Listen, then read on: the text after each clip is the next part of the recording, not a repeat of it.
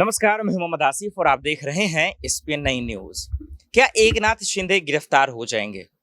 क्या बीजेपी के साथ लगातार लंबे सफर तक बने रहेंगे? क्या एकनाथ शिंदे ने जो रास्ता अपनाया है क्या उनके लिए सही है? एकनाथ शिंदे के लिए क्या क्या चुनौतियां हैं बतौर राजनीतिक सफर में?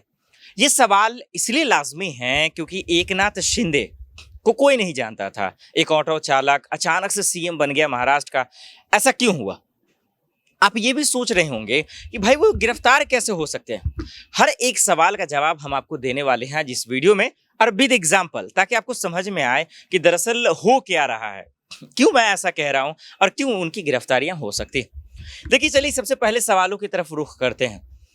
विपक्ष हमेशा से ये आरोप लगाता रहा है मोदी सरकार पे, खास करके 2014 के बाद से, कि एक तो एजेंसियां उनके इशारों पे काम करती हैं, चाहे देश में तमाम एजेंसियां हो, चाहे ईडी हो या तमाम चीजें हो, सीबीआई। दूसरा जो सवाल है वो ये कि जब एजेंसियां इशारों पे काम कर रही हैं तो इस लिहाज से पहले एकनाथ शिंदे के बारे में बात कीजिए। ये एकनाथ शिंदे कौन है? सब जानते हैं, शिवसेना के नेता हैं, विधायक हैं। जब उद्धव की सरकार एनसीपी कांग्रेस के साथ मिलकर जब थी तो वो उसमें जो है मंत्री थे, लेकिन अचानक से वो 40 विधायकों के साथ बगावती तौर अपना लिए और अब बीजेपी के साथ मिलकर फिर से सरकार बन गई। अब थोड़ा सा आप गौर कीजिए, बातों को गौर कीजिए। कुछ नेताओं के नाम हम लेते हैं, उसको आप पहले समझिए और देखिए कि बतौर उसके जीतने के बाद, मंत्री होने के बाद कैसे उनकी गिरफ्तारी हुई है। इस खेल को आप समझिए। देखिए, इसकी शुरुआत महाराष्ट्र से ही करते हैं। आप 2019 में थोड़ा सा आइए।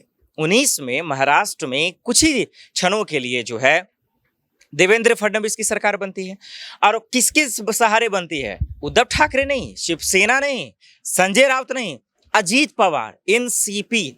अजीत पवार पे गंभीर आरोप थे, उसको रातों रात जो है क्लीन चिट मिल गया। भाई वो भी तेज तर्राक आदमी, दिमागी आदमी, जब जानने की बीजेपी इतनी होशियार तो मैं क्यों नहीं। और वो देवेंद्र फडणवीस के साथ मिलकर शपथ भी ले लेते हैं, लेकिन बहुमत पेश नहीं कर पाते हैं, और उन पर जो आरोप लगा हुआ था उसको खारिज भी कर लेते हैं। अब फिर से देखिए, शिवसेना के साथ मिलकर सरकार बना लेते हैं। बीजेपी को तगड़ा धोखा मिलता है। वहां पे आपने देखा कि किस तरीके से उन पर जो दाग लगे वो मिट जाते हैं। अब थोड़ा सा हम आपको रुख करते हैं, दिल्ली चले जाते हैं। दिल्ली ही मेन खेल है कुर्सियों का। सत्येंद्र जैन को आप जानते ही होंगे, आम आदमी पार्टी के मंत्री हैं। कैसे ईडी का समन आते एक फर्जी केस में, जो आम आदमी पार्टी कह रही है, उन्हें गिरफ्तार कर ले जाती है। तो आप देख रहे हैं, और वो क्यों किया जाता है? आम आदमी पार्टी का आरोप है कि दरअसल असम में तो चुनाव हो रहे हैं और उसके प्रभारी जो हैं वो सत्येंद्र जैन जी थे, और इसीलिए उनकी गिरफ्तारी हुई है। दिल्ली के उप मुख्यमंत्री की बात कर लीजिए, मनीष सिसोदिया की, उन पर जो है ईडी का जो है समन भेजा गया। आम आदमी पार्टी कि मुखिया दिल्ली के जो है मुख्यमंत्री अरविंद केजरीवाल लगातार कहते रहे कि भाई हम सबको ही गिरफ्तार कर लो ना, एक एक कर करके क्या जरूरत है, हम सबको गिरफ्तार कर लो। क्योंकि जो आज मोदी सरकार के खिलाफ आवाज उठाता है, जो मोदी सरकार की नीतियों का आलोचना करता है, उन्हें गिरफ्तार कर लेती है। तो आप देख रहे हैं, मंत्रियों का खेल समझिए। फिर मैं आपको महाराष्ट्र ले चलता हूँ। अनिल देशमुख का नाम याद होगा आपको, नवाब मलिक का नाम याद होगा। मंत्री रहकर उनकी देखिए गिरफ्तारी हो जाती है, मनी लॉन्ड्रिंग, तमाम मसलों को लेकर, दाऊद इब्राहिम से लिंक को बताकर, वगैरह वगैरह, दिस चैट। तो इस लिहाज से अगर मैं ये बोलूं, या मैं अगर बात कर रहा हूं कि अगर एकनाथ शिंदे अगर टस से मस होते हैं, बीजेपी में जिस इरादे, जिस इंटेंशन, जिस मंशा से गए हैं, अगर उसे हिलते भी हैं तो उनका कब खेल खत्म हो जाएगा, कब उनका कच्चा चिट्ठा खुल जाएगा, ये उन्हें भी शायद पता नहीं होगा। इसीलिए अब जो है सवाल यहां आकर रुकता है कि अगर वाकई में एकनाथ शिंदे को ऐसा कदम उठाते हैं तो उनके लिए मुसीबतों का पहाड़ टूट जाएगा और शायद उनकी भी गिरफ्तारियां हो सकती हैं। क्योंकि जिस तरीके से उद्धव ठाकरे के साथ उन्होंने बगावती तौर अपनाया, संजय राउत, शिवसेना को भी ले लेते हैं, कांग्रेस को भी ले लेते हैं कि उसकी गठबंधन की सरकार थी, तो सब उनके पीछे लगे होंगे। तो अगर आने वाले वक्त में 2.5 साल के बाद भी अगर चुनाव हार जाते हैं एकनाथ शिंदे, और फिर से अगर उद्धव ठाकरे को मौका मिलता है, तो छोड़ने वाले तो नहीं है। क्योंकि बदले की राजनीति कितना खतरनाक हिंदुस्तान में होती है, ये आपसे बेहतर कौन जान सकता है। तो एक ये भी पहलू है जिससे हो सकता है। दूसरा, जो लोग जानकार ये कहते हैं कि शायद 2.5 साल के बाद अगर एकनाथ शिंदे अगर फिर बीजेपी जीत जाती है तो उन्हें हटा दी जाएगी। फिर उनके साथ कैसा रुख रहेगा? ये तमाम सवाल है जो इस वक्त चुनौतीपूर्ण है, जो एकनाथ शिंदे के लिए परेशानियां खड़ा कर रहा है, क्योंकि बदले की राजनीति के लिए लोग एजेंसियों का इस्तेमाल कर रहे हैं नेता, और इसी चक्कर में बेकसूर को भी फंसा दिया जाता है। तो एकनाथ शिंदे के लिए लगातार खतरा मंडरा रहा है। अब रिश्तों की बात कर लेते हैं बीजेपी और एकनाथ शिंदे का। ये कब तक रहेगा? देखिए, दरअसल अगर शिवसेना बीजेपी की बात करें तो 25 सालों से रही है, मजबूत रही है, लेकिन पता नहीं 2019 में क्या हो गया जिसकी वजह से कहानी खत्म हो गई।